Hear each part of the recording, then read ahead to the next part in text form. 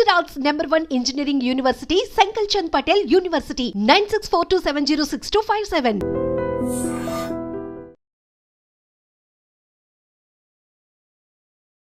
నమస్తే, welcome to I dream social spotlight with కవిత.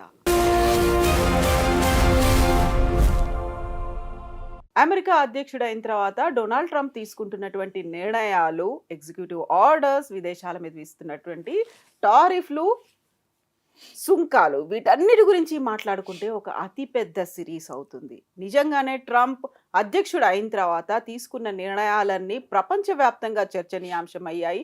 అందులో మొట్టమొదటి ఎగ్జిక్యూటివ్ ఆర్డర్ జన్మతః పౌరసత్వం లభించదు అనేది. ఇది అధ్యక్షుడు చెప్పిన మాట అయితే, ఉపాధ్యక్షుడు జేడీ వాన్స్ చెప్పినటువంటి మాట గ్రీన్ కార్డ్ ఉన్నంత మాత్రాన శాశ్వత నివాసం దొరికినట్టు కాదు అనేది. ఓవరాల్గా ప్రపంచవ్యాప్తంగా పరిణామాలు ఎలా ఉండబోతున్నాయి, డొనాల్డ్ ట్రంప్ అధ్యక్షుడు అయిన తర్వాత మారుతున్నటువంటి పరిణామాలు, జరగబోతున్నటువంటి పరిస్థితులు ఎలా ఉండబోతున్నాయి, ఇదే ఒక సిరీస్గా చూడబోతున్నాం. మనతో పాటుగా ఉన్నారు అనిల్ గారు. అనిల్ గారు నమస్తే అండి.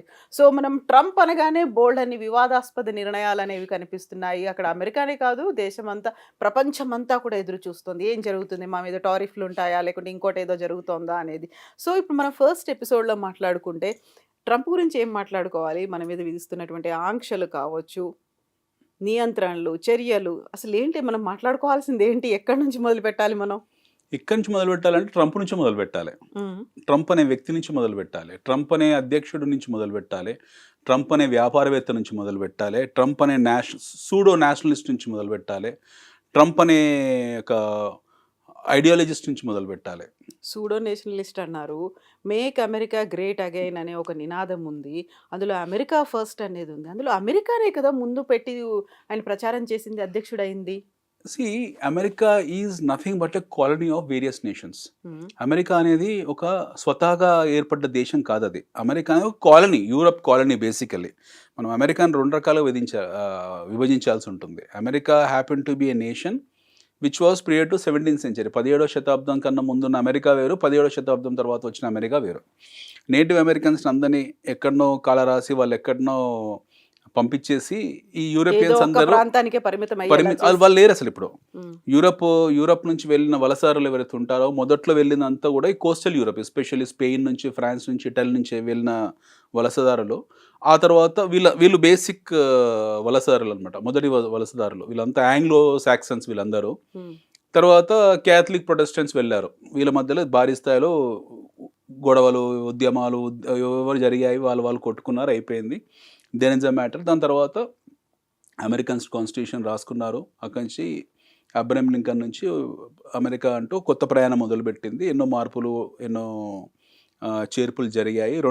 మొదటి ప్రపంచ యుద్ధంలో వాళ్ళు యాక్టివ్గా లేరు, రెండో ప్రపంచ యుద్ధంలో యాక్టివ్గా ఉన్నారు. తర్వాత వాళ్ళకు ప్రపంచవ్యాప్తంగా ఉన్న పరిణామాలు, దుష్పరిణామాలు ఇవన్నిటినీ ఊహించుకున్నారు. They wanted to make America as a safest place for themselves. మొదటిసారి యూరోపియన్స్ ఎవరైతే ఉన్నారో వాళ్ళు అమెరికాని వాళ్ళ కోసం ఒక అద్భుతమైన కాలనీగా తయారు చేసుకున్నారు. అప్పటికి తయారు చేస్తారు, అప్పటికి వాల్ స్ట్రీట్ ఇవన్నీ ఉన్నాయి. బట్ వాళ్ళ స్టాన్స్ చాలా క్లియర్గా ఉంది. ఒకవైపు నాజీ జర్మనీస్ లాంటి వాళ్ళు రావడము, ఇంకోవైపు ఇక్కడ ఫ్రెంచ్ వాళ్ళు ఉండడము, ఇంకొక వైపు అంటే ఇండిపెండెంట్ దేశాలు, ఒకవైపు బ్రిటిష్ లాంటి దేశాలు అప్పటికీ చాలా స్ట్రాంగ్గా ఉండడము, అరబ్ లాంటి దేశాలు అప్పుడు ఆయిల్ కనుక్కోవడము, మొదటి ఇండస్ట్రియలైజేషన్ జరగడము, ఇవన్నీ యాక్టివిటీస్ అన్నీ చూసిన తర్వాత they have decided that America first అనే నినాదాన్ని అప్పుడే తీసుకున్నారు వాళ్ళు. ప్రాబ్లీ ట్రంప్ గారి లాగా ఆర్గనైజ్డ్ నినాదం కాకపోవచ్చు, బట్ అమెరికా ఫస్ట్ అనే చాలా క్లియర్ కట్ ఒక నినాదం ఉంది. అదే టైంలో అమెరికన్ క్యాపిటలిజం చాలా పతాక స్థాయిలోకి వెళ్ళింది. వాళ్ళు ఏ ఉద్దిపనాలు లేకుండానే వాళ్ళ స్థాయిని పెంచుకున్నారు. ఎస్పెషల్లీ అక్కడ అదే టైంలో మీకు బిలియనర్స్ ఏర్పడము, రాక్ ఫెల్లర్ లాంటి వాళ్ళు రావడము, బ్లాక్ రాక్ లాంటి రావడము, రాస్చెల్ లాంటి వాళ్ళు ఇన్వెస్ట్ చేయడము, మోర్గన్ స్టాన్లీ లాంటి వాళ్ళు ఉండడము, ఇవన్నీ జరిగాయి. సో కొన్ని అనుమానాస్పద స్థితి యాక్టివిటీస్ కూడా అప్పుడే జరిగాయి అమెరికాలో. అప్పుడే కొత్తగా సిఏ ఏర్పడింది. ఇవన్నీ అమెరికా తనకంటూ ఒక అస్తిత్వాన్ని ఏర్పరచుకుంది. రెండో ప్రపంచ యుద్ధం తర్వాత ఒక గొప్ప అస్తిత్వాన్ని ఏర్పరచుకుంది, ఒక దేశంగా ఏర్పడి. తర్వాత వాళ్ళు ఏం చేస్తారు, టాలెంట్ని పూల్ చేసుకోవడం మొదలుపెట్టారు. ప్రపంచ దేశాల్లోంచి, వివిధ దేశాల్లోంచి వాళ్ళు టాలెంట్ పూల్ చేయడం మొదలుపెట్టారు. ఫస్ట్ టాలెంట్ అమెరికాకు వెళ్ళింది Japanese and far east Asians. Indians కాదు, ఫార్ ఈస్ట్ ఏషియన్స్ ఎవరైతే ఉంటారో ఫస్ట్ మైగ్రేషన్ ఆఫ్ టాలెంట్ ఈ Japanese, Chinese. So China towns అప్పుడే ఏర్పడ్డాయి మీకు 1940, 1950లోనే చైనా టౌన్స్ ఏర్పడ్డాయి. అందులోంచి వచ్చిన బై ప్రొడక్టే మన బ్రూస్లీ లాంటి వాళ్ళు. అప్పటికే ఒక చాలా స్ట్రాంగ్ నెట్వర్క్ చైనా టౌన్స్ ఏర్పడ్డాయి అమెరికా వ్యాప్తంగా. తర్వాత మీకు వియత్నామీస్ వెళ్ళారు. వియత్నాం యుద్ధం తర్వాత అక్కడ శరణార్థులుగా చాలామంది వియత్నామీస్ వెళ్ళారు, చాలామంది కొరియన్స్ వెళ్ళారు. ఇలా ఏషియా నుంచి వెళ్ళడం మొదలుపెట్టారు. తర్వాత ఏషియా ప్యాసిఫిక్ ఇన్వాల్వ్ అయింది. చీప్ లేబర్గా వెళ్ళడం మొదలుపెట్టారు, ఫిజికల్ లేబర్గా. అంటే మొదటి కోల్డ్ వార్ కన్నా ముందు టైంలో ఉన్న, అమెరికన్ సివిల్ వార్ కన్నా ముందు టైంలో ఉన్న ఆఫ్రికన్స్ ఎవరైతే ఉన్నారో వాళ్ళు ప్యూర్ బానిసలుగా వెళ్ళారు. They went like labour, slaves లాగా వెళ్ళారు వాళ్ళు. సో ఆఫ్రికన్స్ తర్వాత స్లేవ్స్ అనడానికి వీల్లేదు కానీ బట్ చీప్ లేబర్గా వెళ్ళేది మటుకు ఏషియా పాసిఫిక్ రీజన్ నుంచే. ఏషియా పాసిఫిక్ రీజన్లో ఎస్పెషల్లీ ఇండియా మనం లేము, బట్ పాకిస్తాన్, బంగ్లాదేశ్, ఆఫ్ఘనిస్తాన్, ఈ భూటాన్, మయన్మార్ ఈ ప్రాంతాల నుంచి చాలామంది లేబర్గా వెళ్ళారు. టాలెంట్ పూల్ ఎప్పుడైతే మొదలైందో దెన్ ఫస్ట్ టాలెంట్ పూల్ భారతదేశం నుంచి వెళ్ళింది. అప్పటికి ఐటీ రంగం లేదు కాబట్టి మొదటి టాలెంట్ భారతదేశం నుంచి వెళ్ళిన టాలెంట్ అంతా కూడా మీకు doctors, IITs, engineers, at the same time bureaucracy వెళ్ళకుండా ఇటు మేనేజ్మెంట్ వైపు వచ్చిన ఐఏఎంస్ ఇలాంటి వాళ్ళందరూ ఫస్ట్ టాలెంట్ మైగ్రేషన్. ఇది క్రీమ్ అనేవాళ్ళు మొదటి టాలెంట్ మైగ్రేషన్.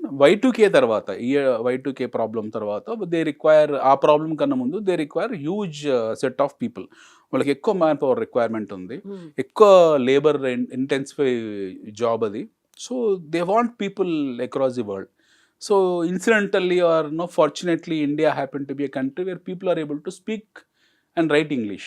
ఏదో కొద్దో గొప్ప మనం చైనీస్ కన్నా బెటర్ కంపారిటివ్లీ మనకు ఇంగ్లీష్ మాట్లాడడం అన్నీ వచ్చి. అట్ ది సేమ్ టైం అదే టైంలో మన ఇండియాలో ఈ సాఫ్ట్వేర్ విప్లవం మొదలైంది. చాలామంది అమీర్పేట్ బ్యాచ్ కానివ్వండి, అమలాపురం నుంచి బస్సు ఎక్కడం, డైరెక్ట్ అమీర్పేట్లో దిగడం, ఇక్కడ నుంచి ఫ్లైట్ ఎక్కడం, అమెరికాలో దిగడం. అమలాపురం, అమీర్పేట్, అమెరికా 3 ఏళ్ళు ఇలా రన్ అయిపోయింది ఒక సీక్వెన్స్ అన్నమాట. డిగ్రీ ఉందా లేదా, యునైటెడ్ స్టేట్స్ ఆఫ్ అమీర్పేటలో కొన్ని లక్షల మంది మైగ్రేట్ అయ్యారు ఇక్కడ నుండి. చీప్ లేబర్గా వెళ్ళారు, వాళ్ళు సెటిల్ అయ్యారు, ఎవ్రీథింగ్ ఈస్ ఫైన్, అక్కడ వరకు బాగానే ఉంది. Now what happened, America has come to a stage now started filtering the best quality of their own people. ఇప్పుడు ఇంతవరకు వెళ్ళారు, బాగానే ఉంది, వాళ్ళ అక్కడ అందరికీ డాలర్ పెరిగింది, ఇప్పుడు చాలామంది వెళ్తున్నారు, ఇంకా అక్కడ ఉపాధి అవకాశాలు ఉన్నాయి, ఉద్యోగ అవకాశాలు ఉన్నాయి. ఎట్ ది సేమ్ టైం ప్రపంచవ్యాప్తంగా విద్యా వ్యవస్థ కూడా బాగుపడింది, భారతదేశంలో విద్యా వ్యవస్థ బాగుపడింది. ఒకప్పుడు కన్నౌడ్, ఇప్పుడు ఎక్కువ ఇంజనీరింగ్ కాలేజెస్ ఉన్నాయి, మీకు ఎక్కువ మెడికల్ కాలేజెస్ ఉన్నాయి, best quality of people availability ఉంది. సో వాళ్ళు ఒక బ్యారికేడ్లు పెట్టుకున్నారు, ఫిల్టర్ ఫ్యాక్టర్స్ పెట్టుకున్నారు. So best quality of people వాళ్ళకి కావాలి, ఇప్పుడు ఎవరు పడితే వాడితే వెళ్తే కుదరదు. సో ఆ చర్న్ ప్రాసెస్లో అంటే బెస్ట్ క్వాలిటీ ఉంచుకోవడం కోసం వర్స్ట్ క్వాలిటీని, అంటే బాటమ్ 10%, బాటమ్ 20% ఎవరైతే ఉంటారో వాళ్ళు తోసేస్తున్నారు.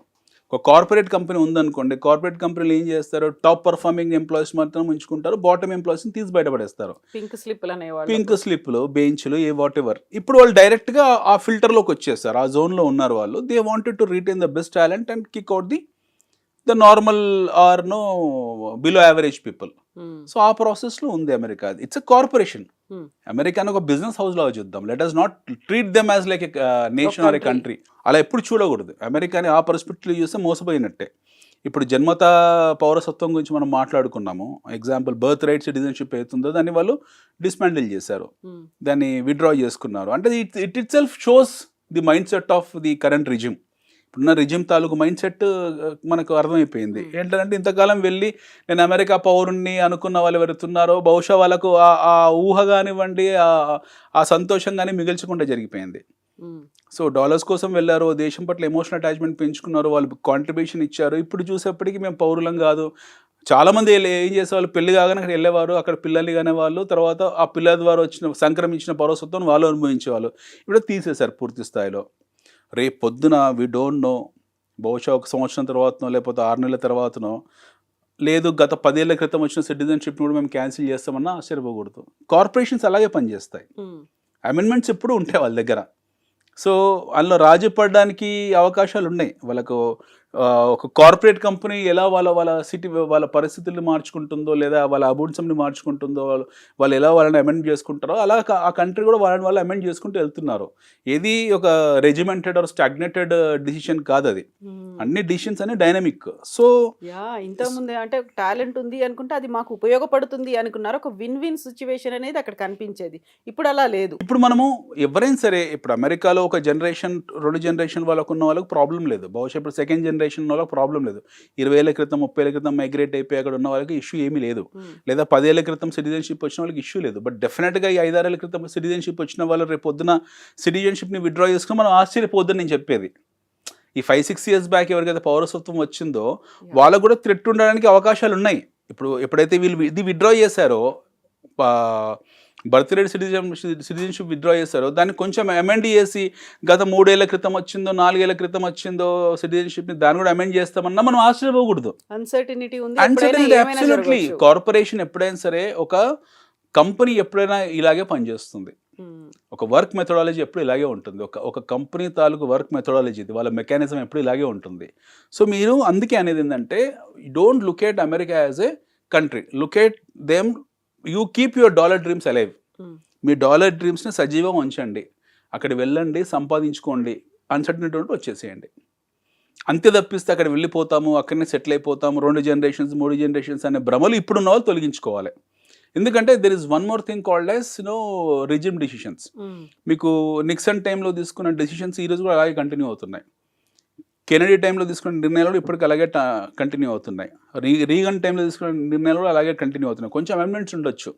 బైడెన్ టైంలో తీసుకున్న నిర్ణయాలు కూడా, బైడెన్ తాలూకు ఏవైతే డైలాగ్స్ ఉన్నాయో అవి కూడా ఇప్పటికే రన్ అవుతున్నాయి. డైలాగ్ ఐ మీన్ మాట్లాడడంగా, డైలాగ్స్ ఐ మీన్ ద్వైపాక్షిక సంబంధాలు, ఒప్పందాలు.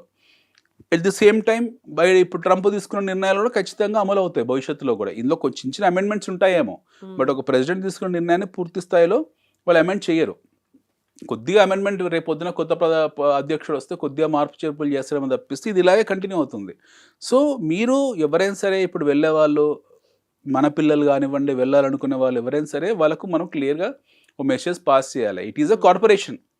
You are joining into a blue chip company. America is nothing but a blue chip company. ఇండియాలో ఒక పనికి ₹1,00,000 వస్తే అమెరికాలో అదే పనికి 5 లక్షలు వస్తుంది. It is a best blue chip company. Go there, work, earn money as much as possible. The day you find it is uncertain, come back to your homeland. Yeah. So you need to treat America at this point in time like a corporation. At this point in time, America is nothing but a company. It is an organization where you have to go earn your money and come back. Or if permits, you stay there. ఒక destination అనేది మాత్రం feel పెట్టుకోవద్దు. అదే ఇంకా నేను పోతున్నాను, అక్కడే settle నా అవుతాను, జీవితం అక్కడనే సెటిల్ అయిపోతుంది, నా భవిష్యత్తు అక్కడే ఉంటుంది, నేను అక్కడనే చేస్తా, అక్కడనే నన్ను పాతి పెడతారు, నా మనవాళ్ళు అక్కడే ఉంటారు, మనవరాలు అక్కడే ఉంటారు అనే ఆ పిచ్చి ఊహల్లోంచి బయటకు వచ్చేయాలి ఈ జనరేషన్. ఒకవేళ గతంలో ఉన్న వాళ్ళు ఒకవేళ అలా ఉంటే ఉండనివ్వండి, అది అది వాళ్ళకి ఆల్రెడీ ఏర్పాటు జరిగింది కాబట్టి ఇష్యూ లేదు. బట్ ఇప్పుడున్న కొత్తగా వెళ్ళే వాళ్ళు, లేదా ఈ మధ్య కాలంలో వెళ్ళే వాళ్ళు, లాస్ట్ 4-5 ఇయర్స్ ఇప్పటివరకు H1B ఉన్న వాళ్ళు, గ్రీన్ కార్డ్ లేని వాళ్ళు, గ్రీన్ కార్డ్ ఉన్నది చెల్లెలు అది వస్తుంది. అది ఈవెన్ సిటిజన్షిప్ అది కూడా నుంచి కూడా వచ్చింది ఆ మాట, దాని కూడా వాల్యూ లేదు. సో ఈ గ్రీన్ కార్డులు, ఎల్లో కార్డులు, పింక్ కార్డులు ఇవన్నీ రేషన్ కార్డు లాంటివి. సో వీటికి ఏంది లేదా, సిటిజన్షిప్కి విలువ లేనప్పుడు పౌరసత్వానికి విలువ లేదు. సో అలాంటప్పుడు ఈ కార్డ్స్కి ఇక్కడ విలువ ఉంటుంది. సో మనం we have to look at America is like a corporation. America is nothing but ఒక ఆర్గనైజేషన్, ఒక బ్లూ చిప్ కంపెనీ, ఒక nice corporate where you are paid very well, you are highly paid, you have lot of incentives, you get lot of bonuses, you have a nice work environment, work life balance, మంచి roads ఉంటాయి, మంచి drainage system ఉంది, మంచి drinking water system ఉంది, health care ఉంది, అన్నీ ఉన్నాయి. సంపాదించుకోండి. వీలుండే వెసులుబాటు ఉంటే అక్కడ ఉండిపోండి హ్యాపీగా. లేదు వెసులుబాటు లేదు, పంపిస్తారంటే సంఖ్యలు నేర్చుకొని వచ్చే దరిద్రమైన పరిస్థితి రాకూడదు, గౌరవప్రదంగా వచ్చేయాలి. లేకపోతే మొన్న మనకు లూధియానాలో ల్యాండ్ అయినట్టు 1000 మంది 2000 మందిని ఏదో ఖైదీలు, నేరస్తులను పంపించినట్టు ఆ స్థితికి రావడం అనేది ఒక దుర్మార్గము. వాళ్ళు తీసుకుని దుర్మార్గమైన చర్య, కానీ మనకు దురదృష్టకరమైన చర్య అది. ఎందుకంటే ఆ పరిస్థితి, మీరు ఎన్ని 100 కోట్లు సంపాదించినా సరే సంఖ్యలు నేర్చుకొని దొంగలాగా రావడం అనేది అది జీవితకాలపు మచ్చ. అది మన చచ్చే వరకు అది గుర్తుంటుంది. అది చాలా బాధాకరం కూడా. ఇప్పుడు సంఖ్యలు వేయించుకొని మిలిటరీ విమానాల్లో వెనక్కి పంపించేయడమే కాదు, యూనివర్సిటీల్లో కూడా స్టూడెంట్స్ ఏదైనా అమెరికా స్టాండ్కి వ్యతిరేకంగా అమెరికా విద్వేషంతో లేకుంటే విద్రోహ దేశాలు అని భావిస్తున్న వాటికి మద్దతు ఇస్తున్న వాళ్ళని కూడా మీరే స్వచ్ఛందంగా వెనక్కి వెళ్ళిపోండి అనే మాట. న్యాచురల్ అండి. ఇప్పుడు America is not JNU, America is not Delhi university, America is not Delhi university where you can go and say Pakistan జిందాబాద్. మన భారతదేశంలో సెక్యులర్ ఎవరైతే ఉన్నారో, సో కాల్డ్ ఫేక్ సెక్యులరిస్టులు ఎవరైతే ఉన్నారో వాళ్ళు చాలా, ఒక 2-3 అమ్మాయిలు కూడా బహుశా ఆ మధ్యకాలంలో జేఎన్యూలో ఢిల్లీలో పాకిస్తాన్ జిందాబాద్ అన్నది. ఆ అమ్మాయి 22-23 ఏళ్ళ వయసు ఉంటుంది. ఆ అమ్మాయికి పాకిస్తాన్ గురించి తెలియదు. నిజంగా ఆ అమ్మాయిని, అలాంటి అమ్మాయిలకు పాకిస్తాన్ పౌరసత్వం ఇచ్చి తిప్పాలి పాకిస్తాన్ మొత్తం కూడా. కొన్నాళ్ళు వాళ్ళు పాకిస్తాన్ మొత్తం తిరగాలి. They have to cross Indian border and go, they have to see Islamabad ఎలా ఉంటుంది, కరాచీ ఎలా ఉంటుంది, బలూచిస్తాన్ ఎలా ఉంటుంది, పైన పస్తులు ఎలా ఉంటారు, అక్కడ వాళ్ళ బ్రతికేది ఎలా ఉంటుంది, వాళ్ళ తిండి ఎలా ఉంటుంది, వాళ్ళ రాజకీయ నాయకులు ఎలా ఉంటారో అది చూసి వాళ్ళు అక్కడనే వాళ్ళ పౌరసత్వం తీసుకొని అక్కడ సెటిల్ అయిపోవాలి. పాకిస్తాన్, భారతదేశంలో ఉన్న పాకిస్తాన్ ప్రేమికులు ఎవరైతే ఉన్నారో వాళ్ళు తక్షణమే వాళ్ళు పాకిస్తాన్ వెళ్ళిపోయి హ్యాపీ అక్కడ బ్రతకాలి జీవితాన్ని. సో మన దగ్గర ఉన్నంత వెసులుబాటు, మన దగ్గర ఉన్న స్వేచ్ఛా స్వాతంత్రాలు ఇప్పుడు ప్రస్తుతం అమెరికాలో ఎక్స్పెక్ట్ చేయడానికి లేదు. ఫ్రీడమ్ ఆఫ్ స్పీచ్ అనేది పౌర హక్కు, ఫ్రీడమ్ ఆఫ్ స్పీచ్ అనేది పౌర హక్కు, but it should not cross their limitations. దానికి ఒక బార్డర్ లైన్ ఉంటుంది, థిన్ బార్డర్ లైన్ ఉంటుంది. వాళ్ళ అమెరికన్స్ చాలా క్లియర్గా థిన్ బార్డర్ లైన్ సెట్ చేశారు. ఫ్రీడమ్ ఆఫ్ స్పీచ్ ఉంది, రండి పొలిటికల్గా విమర్శించేదంటే విమర్శించుకోండి, నో ఇష్యూస్. మా దగ్గర ఒక వస్తువు కొన్నారు, ఫ్రీడమ్ ఆఫ్ స్పీచ్ వరకు కన్జ్యూమరిజం ఉంది. మా దగ్గర మీరు కోకోకోలా కొన్నారు, దాని మూత డక్కన్ బాగాలేదు, విమర్శించండి, నో ఇష్యూస్.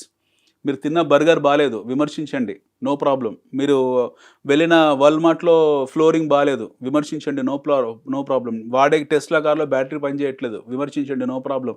మీ విమర్శ పరిధిని ఇక్కడ వరకే పెట్టుకోండి. అంతే తప్పిస్తే అమెరికా ఎలా ఉండాలి, అమెరికా సెనెట్ ఎలాంటి నిర్ణయాలు తీసుకోవాలి, అమెరికా ద్వైపాక్షిక సంబంధాలు ఎలా ఉండాలి, అమెరికా ఇజ్రాయెల్తో ఎలా ప్రవర్తించాలి, హమాస్తో ఎలా ప్రవర్తించాలి విషయం గురించి మాట్లాడే హక్కు మీకు లేదు. అదేమైనా ఉంటే మీ దేశంలో మాట్లాడుకోండి, మీ మాతృభూమిలో మాట్లాడుకోండి, మా దగ్గర మాట్లాడే అవసరం లేదని చెప్పేసి చాలామందిని డిపోర్ట్ చేస్తున్నారు. It's a very good move, చాలా దాన్ని స్వాగతించాల్సిన విషయం. లేకపోతే ఇంకో పరాయి దేశంలోకి వీళ్ళు వెళ్ళిందే చదువుకోవడానికి, వీడు చదువుకొని మూసుకొని వాడు అక్కడ ఉద్యోగం సంపాదించుకుంటే అయిపోతుంది కదా. ఆ పని చేయకుండా వాడు అంతర్జాతీయ విషయాలు, అమెరికన్ సెనెట్ ఏ నిర్ణయం తీసుకోవాలి, అమెరికా అధ్యక్షుడు ఏ నిర్ణయం తీసుకోవాలి, అమెరికా పౌర హక్కుల గురించి ఇవన్నీ అవసరం లేదు కదా, పంపించేస్తున్నారు వాళ్ళు. మన ఎవరు అమ్మాయి పిహెచ్డీ చేస్తుంది, అమ్మాయి పాకిస్తానీ అమ్మాయి అనుకుంటా, ఆమెను పంపించారు బయటికి ఇలాగే. సో అక్కడ వెళ్ళి మీరు హమాస్ని లేకపోతే హసన్ నజరుల్లానో లేకపోతే ఇంకెవరినో హిజ్బుల్లానో సమర్థిస్తారంటే కుదరదు, పంపించేస్తారు బయటికి. వాళ్ళ నిర్ణయాలకు, వాళ్ళ ప్రభుత్వ నిర్ణయాలకు, వాళ్ళ స్టేట్ అఫేర్స్ మధ్య విషయాల్లో ఇంటర్ఫేర్ అయ్యే హక్కు ఎవరికి లేదు. అది వాళ్ళ స్టేట్ అఫేర్. అది వాళ్ళు మనలాగా మృదువుగా ఉండే వ్యక్తులు ఏం కాదు. భారతదేశంలో వచ్చి ప్రధానమంత్రి ఎన్ని బూతులు మాట్లాడినా మనం క్షమించేస్తాం, ఎందుకంటే మన దగ్గర వాక్ స్వాతంత్రం ఉంది. అట్ ది సేమ్ టైం ఇవన్నీ మన దగ్గర కావాల్సినంత ఫ్రీడమ్ ఆఫ్ స్పీచ్ ఉంది. అక్కడ అలా ఏం లేదు, వాళ్ళ దగ్గర ఉండేది ఒకప్పుడు, బట్ దే హ్యావ్ రిస్ట్రిక్టెడ్. వాళ్ళు అన్ని విండోస్ క్లోజ్ చేసుకుంటూ వెళ్తున్నారు. నేషనలిజం అంటే అదే కదండి, ఎంతవరకు ఉండాలో అంతవరకు ఉండాలి. మన విమర్శ పరిధి అనేది అక్కడి వరకే ఉండాలి. నిజంగానే వాళ్ళు ప్రభుత్వం ప్రజలకు ఏమైనా హాని తలపెడుతున్నప్పుడు వాళ్ళు విమర్శించే హక్కు వాళ్ళకు ఉంది. సరైన హెల్త్ కేర్ లేకపోతే విమర్శించే హక్కు ఉంది, సరైన రోడ్లు లేకపోతే విమర్శించే హక్కు ఉంది. ప్రభుత్వాన్ని అంటే ఎస్టాబ్లిష్మెంట్ని మీరు ఎప్పుడు విమర్శించవచ్చు. ఎస్టాబ్లిష్మెంట్కి సరైన సౌకర్యాలు కల్పించిన రోజు, చదువుకున్న విద్యార్థులకు టైంకు పాఠాలు చెప్పని రోజు, ప్రొఫెసర్ కాలేజ్ రాని రోజు, లేదా వాష్రూమ్ బాలేని రోజు, లేదా డ్రింకింగ్ వాటర్ లేని సందర్భంలో ఇలాంటి వాటిని మీరు విమర్శించండి, అది మీ హక్కు విద్యార్థిగా. అంత తప్పిస్తే చదువుకున్నాను వెళ్ళినాడు పాలస్తీనా విషయం గురించి, రష్యా విషయం గురించి మాట్లాడే హక్కు వాడికి లేదు, అవసరం లేదు. అవన్నీ స్టేట్ అఫేర్స్ అవి. సో వాళ్ళు డిపోర్ట్ చేస్తున్నారు. It's very good move. మనం కూడా అదే చేయాలి. ఇన్ఫ్యాక్ట్ ఇండియా అక్కడి నుంచి బాగా నేర్చుకోవాలి. మనం అమెరికా నుంచి విషయం మనం నేర్చుకోవాలి. మొన్న 4 days బ్యాక్ 5 days బ్యాక్ హైదరాబాద్లో ప్లకార్డులు పట్టుకున్నారు సీరియన్ రెఫ్యూజీస్. వాళ్ళు ఎవరైతే ఉన్నారో పాపం భార్య పిల్లలు అందరూ రోడ్డు మీద నించొని ఇక్కడనే చాలా దగ్గర ఇక్కడనే టోలీ చౌకీ దగ్గర, we're brothers of Syria kindly help us అని. పాపం చూస్తే జాలేసింది. బట్ మౌలికమైన క్వశ్చన్ ఏంటంటే వీళ్ళు ఎలా వచ్చారు ఇండియాకి? ఈ సీరియన్ రిఫ్యూజీస్ భారతదేశంలో టోలీ చౌకీకి వచ్చి ఆమె సీరియన్ రిఫ్యూజీ అని పట్టుకున్నారు. ఎలా వచ్చారు? వాళ్ళ పట్ల జాలి, దయా, కరుణ, సానుభూతి అన్నీ ఉన్నాయి. వాళ్ళ సాయం చేయాలనే కోరిక కూడా స్వతహాగా భారతీయులుగా మనందరికీ ఉంటుంది, ఎందుకంటే మనం జాలిగుండ కాబట్టి. బట్ వాళ్ళు ఎలా రాగలుగుతున్నారు? భారతదేశంలోకి రోహింగ్యాలు వచ్చారు, బహిరంగంగా మేము రోహింగ్యాలము అని జెండాలు పెట్టుకొని తిరుగుతున్నారు, కొన్ని సందర్భాల్లో భయోభ్రాంతులు గురి చేస్తున్నారు. వీళ్ళందరూ ఎలా వస్తున్నారు? సో దిస్ ఇస్ వేర్ మనం అమెరికా నుంచి నేర్చుకోవాల్సింది ఈ విషయమే. ట్రంప్ అదే చేస్తున్నాడు. బైడెన్ అడ్మినిస్ట్రేషన్లో దాదాపు 50 లక్షల ఓటర్లు ఫేక్ ఓటర్లు ఉన్నారట. మనం ఫేక్ ఓటర్లు మన దేశం గురించి మాట్లాడుతాం. లెట్ us టాక్ అబౌట్ అమెరికానో. Biden was very smooth. Joe Biden ఆయన అడ్మినిస్ట్రేషన్ చాలా స్మూత్గా ఉంది. ఆ టైంలో వాళ్ళు పెద్ద సీరియస్ తీసుకోలేదు. మీకు మెక్సికో నుంచి కొలంబియా నుంచి డ్రగ్ కార్టెల్స్ వెళ్ళారు. ఎస్పెషల్లీ ఫ్రమ్ కొలంబియా నుంచి డ్రగ్ కార్టెల్స్ మెక్సికోని ఒక బ్యారికేడ్ లాగా చూసి దాని నుంచి జంప్ అయ్యి ఒకవైపు క్యూబా నుండి ఒకవైపు మెక్సికో నుండి అమెరికాలోకి ఎంటర్ అయ్యి అమెరికాలోకి డ్రగ్ కార్టెల్ సప్లై చేస్తూ ఒక పెద్ద సీక్వెన్స్ తయారు చేసుకున్నారు, నెట్వర్క్ తయారు చేసుకున్నారు. అలా అలా అలా అలా అలా దాదాపు 50 లక్షల మంది ఓటర్లు అమెరికా జనాభాలో ఆల్మోస్ట్ 5-6% ఈ లాస్ట్ 10 yearsలో అయిన ఇమ్మిగ్రేట్స్ ఉన్నారట. సో వీళ్ళందరూ డేంజరే కదా, వాళ్ళ పౌరులకు అక్కడ ఉన్న ప్రజలకు ఎప్పటికైనా డేంజరే కదా. సో వాళ్ళు చాలా క్లియర్గా ఇప్పుడు మళ్ళీ రీఇన్ఫోర్స్మెంట్ని స్ట్రాంగ్ చేయడం మొదలుపెట్టారు, రికన్సిలేషన్ చేసుకోవడం మొదలుపెట్టారు. అసలు నిజంగా అమెరికా పౌరుడు ఎవరు, ఈ అమెరికన్ ఎవరు, నాన్ అమెరికన్ ఎవరు, ఇవన్నీ వాళ్ళు లెక్కలన్నీ స్టాటిస్టిక్స్ అన్నీ తీసి బైడెన్ ముందు పెట్టుకొని క్లియర్గా ఐడెంటిఫై చేసుకుంటూ వెళ్తున్నాడు. అతని సిస్టమ్ చాలా కరెక్ట్గా సెట్ చేసుకున్నాడు. మన వాళ్ళు ఎవరు బయటి వాళ్ళు ఎవరు చెక్ చేసుకుంటున్నాడు. క్లియర్గా వాళ్ళ అనుమాన స్థితిలో ఉన్న వాళ్ళు భారతీయులైనా, మెక్సికన్స్ అయినా, కెనడియన్స్ అయినా, బ్రిటిష్ వాళ్ళైనా, పాలస్తీన్ అయినా, సిరియన్ అయినా, లేకపోతే బంగ్లాదేశీ అయినా వాళ్ళందరినీ పంపించేస్తున్నాడు. అట్లా 50 లక్షల మంది ఉన్నారట వాళ్ళు ఐడెంటిఫై చేసిన దాంట్లో. అందులో 3.5 లక్షల మంది భారతీయులు ఉన్నారు. They will deport. ఇప్పుడు మొన్న భారీ స్థాయిలో ఖర్చు పెట్టి మీకు కెరీర్ ఫ్లైట్లో పంపించారు. నెక్స్ట్ టైం అలా ఉండదు, సముద్రంలో దోసేస్తారు. ఇదికుంటే వెళ్ళిపోండ్రా బాబు మీ దేశంకి అని చెప్పి. ప్రస్తుతం 2 కోట్లు ఖర్చు పెట్టలేరు కదా వాళ్ళు కూడా. సో ఫేక్ ఇమిగ్రేషన్స్ ఏవైతే ఉంటాయో, ఫేక్ పర్పస్ మీద వెళ్ళిన వాళ్ళు ఎవరైతే ఉంటారో they have to take the beatings. అది విద్యని మూసి చేసుకొని వెళ్ళినా సరే, ఉద్యోగం మూసుకొసుకొని వెళ్ళినా సరే, శరణార్థిగా వెళ్ళినా సరే, వాడు ఆ దేశ పౌరుడు కానప్పుడు వాడి దేశంలో వెళ్ళి పిచ్చిగా మాట్లాడే హక్కు వాడికి లేదు.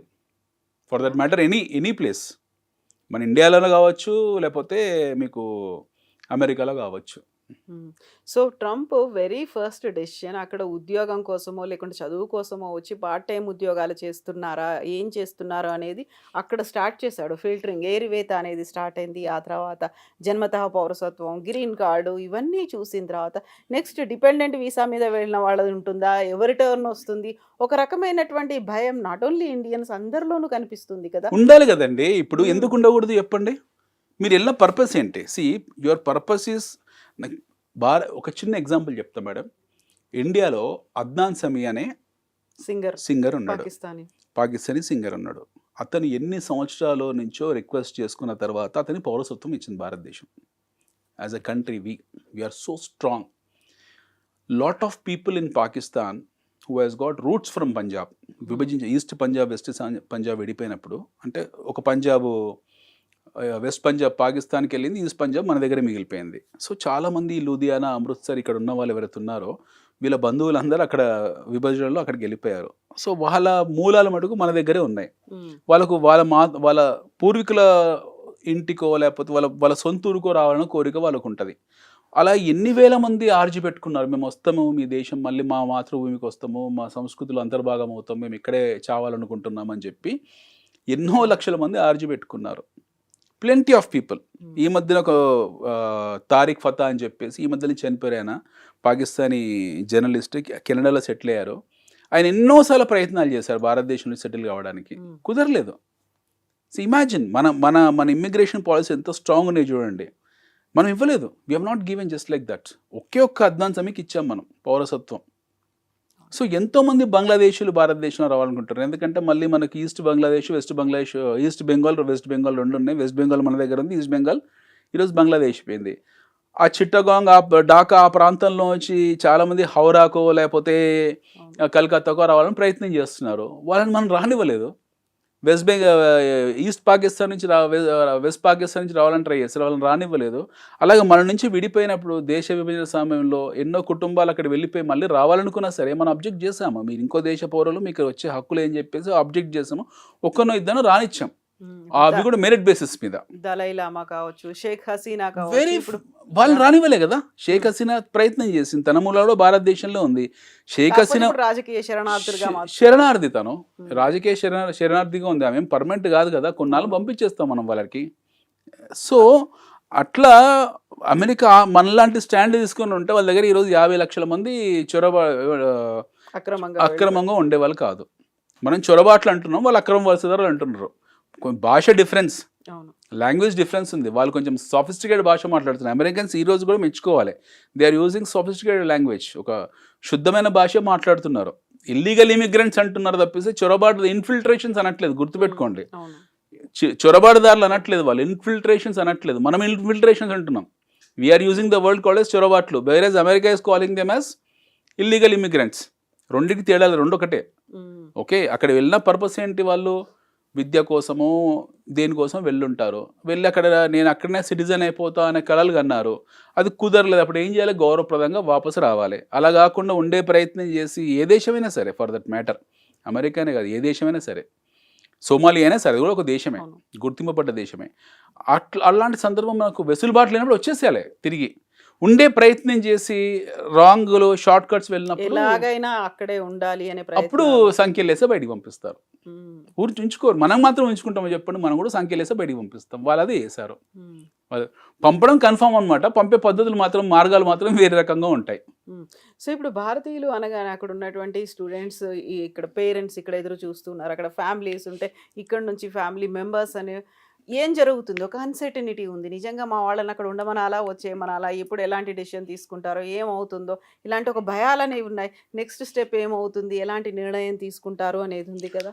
వెరీ సింపుల్ అండి. మీరు ఒక see you have sent your kid or child to a different country to make money and to see make life అనేది సెకండరీ, మేక్ లైఫ్ అనేది కవరింగ్.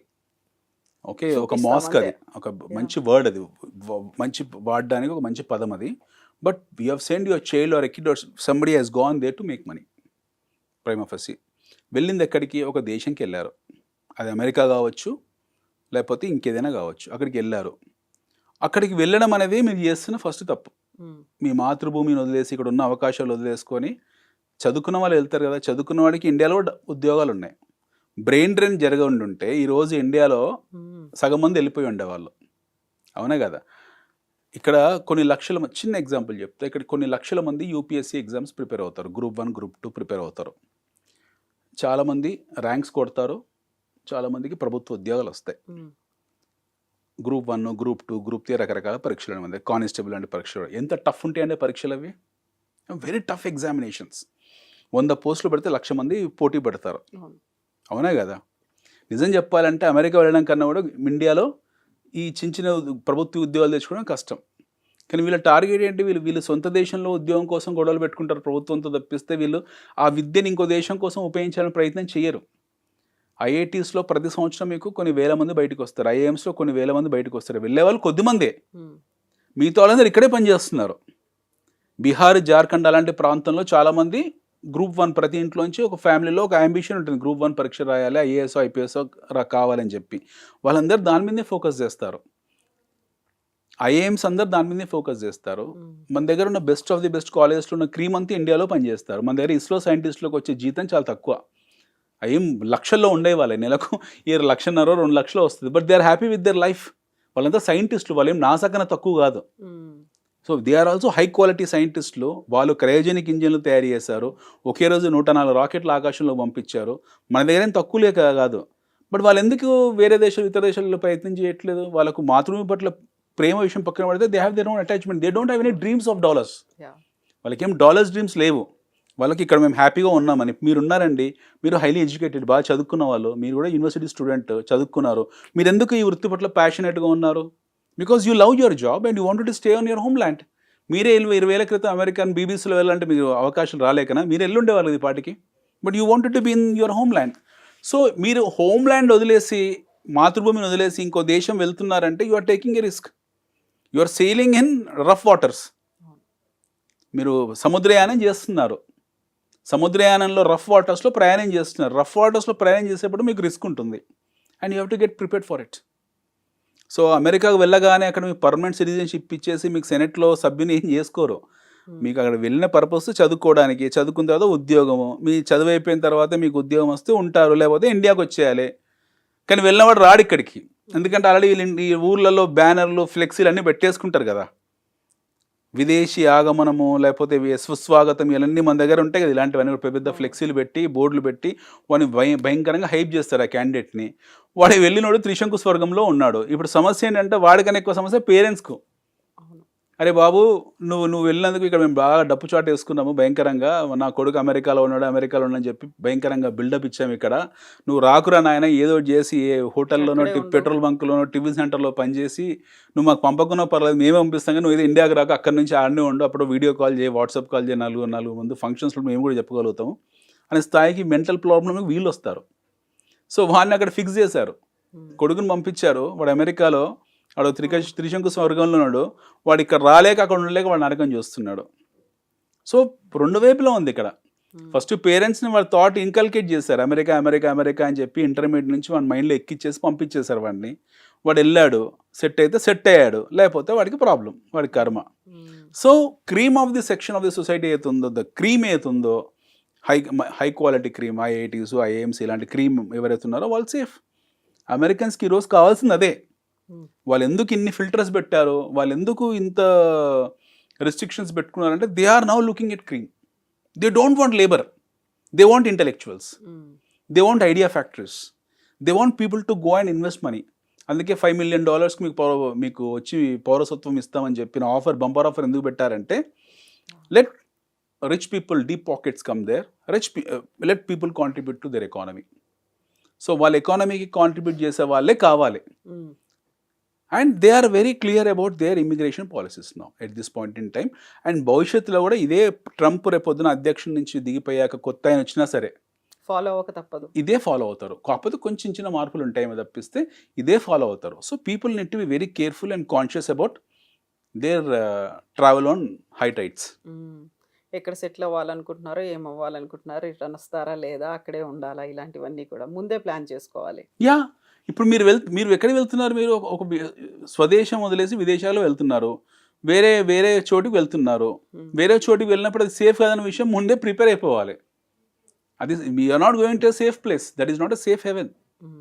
సో మీరు వెళ్తున్న డ్రీమ్ ఫుల్ఫిల్ కాకపోవచ్చు. మీకున్న చదువుకు, మీకున్న మేధస్సుకు, మీకున్న విజ్ఞానానికి, మీకు వచ్చిన అత్యవసర మార్కులకు, లేకపోతే మీకు మీ ఇంటెలిజెన్స్కు అది అక్కడ ఉపయోగపడకపోవచ్చు. They might be looking at some cream. So ఈ అవుట్సోర్స్ జాబులు, ఈ బెంచ్లు, ఈ రెసిషను, ఇవన్నీ మాట్లాడాల్సిన అవసరం లేదు వీడి గురించి. Very simple, they don't want you. వాళ్ళు వద్దు, మీరు మా ఇంట్లో ఉండాల్సిన అవసరం లేదు, మీకు మా గడప దాటండి, గెట్ లాస్ట్ అని వాడు ఎప్పుడైతే చెప్పాడు వెళ్ళిపోవాలి అక్కడ నుండి. ఆ హింట్ ఇచ్చినా వెళ్ళిపోవాలి. లేదు అక్కడనే మేము ఉంటాము సిగ్గు లేకుండా అని అంటే మనం చేసేది ఏం లేదు. ఇట్స్ వెరీ సింపుల్ అండి.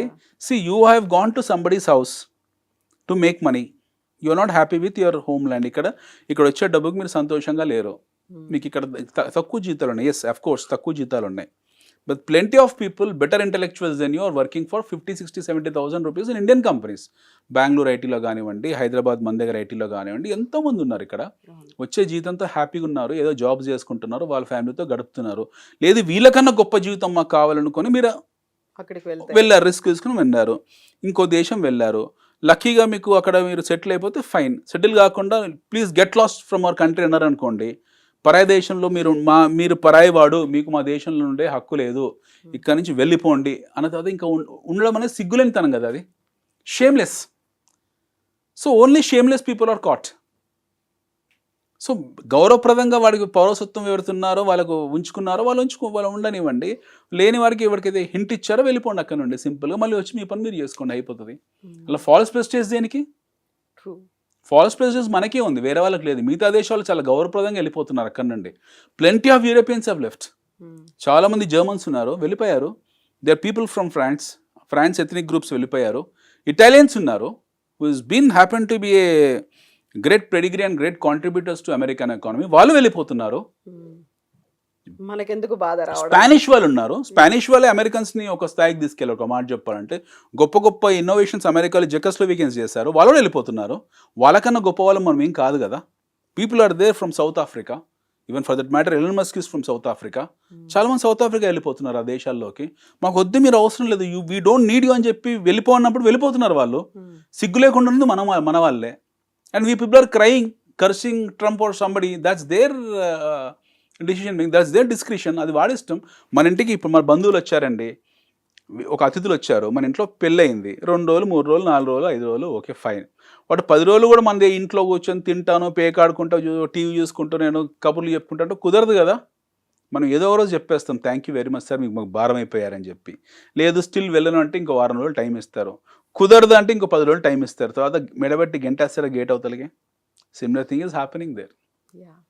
So they are very clear.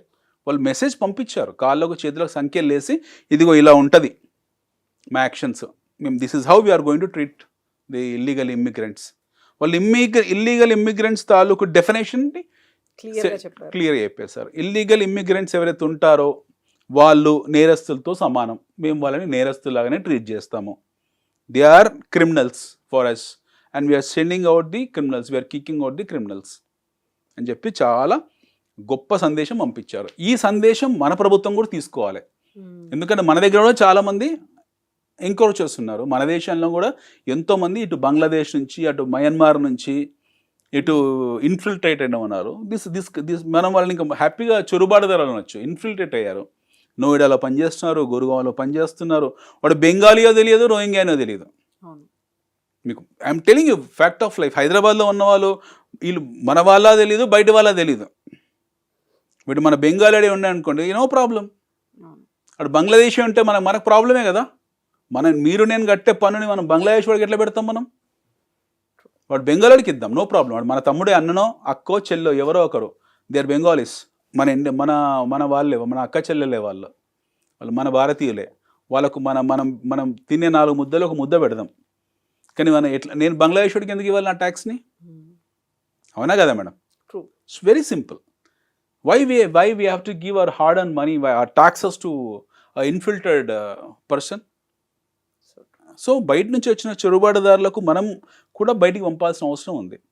పూనాలో ఉన్నారు, హైదరాబాద్లో ఉన్నారు, మీకు లేనిది ఎక్కడ ఇలాంటి ఇన్ఫిల్ట్రేషన్స్ లేనిది ఎక్కడ? మన దగ్గర బంగ్లాదేశ్ నుంచి వచ్చిన వాళ్ళు ఉన్నారు, మయన్మార్ నుంచి వచ్చిన వాళ్ళు ఉన్నారు. మన దగ్గర 2 కోట్ల మంది ఉన్నారట, 2 crores. మన దేశ జనాభాలో ఆల్మోస్ట్ 2% 2.5% ఏదో ఓవరాల్ ఈ చొరబాటుదారులు ఉన్నారు, రకరకాల దేశాల నుంచి వచ్చిన వాళ్ళు. సో వీళ్ళని మనం పోషిస్తున్నాము.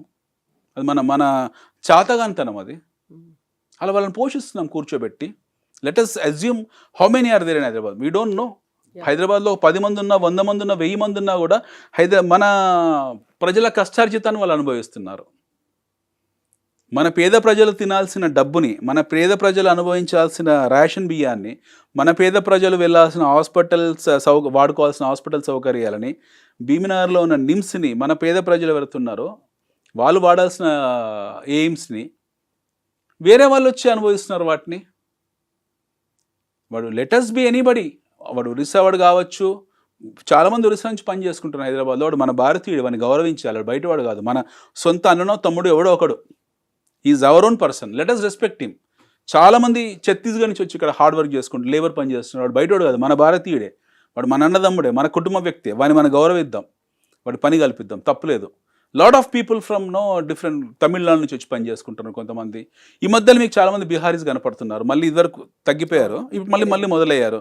వాళ్ళందరూ బయట వాళ్ళు కాదు, మన వాళ్ళే, వాళ్ళు మన భారతీయులే, మన తోబుట్టేలే వాళ్ళు. వాళ్ళందరినీ మన కష్టంలో వారికి పంచుదాం, తప్పులేదు. Let them enjoy our hard work. But ఏ బంగ్లాదేశ్ వాడికో, మయన్మార్ వాడికో ఎట్లా ఇస్తామండి మన కష్టార్జితాన్ని?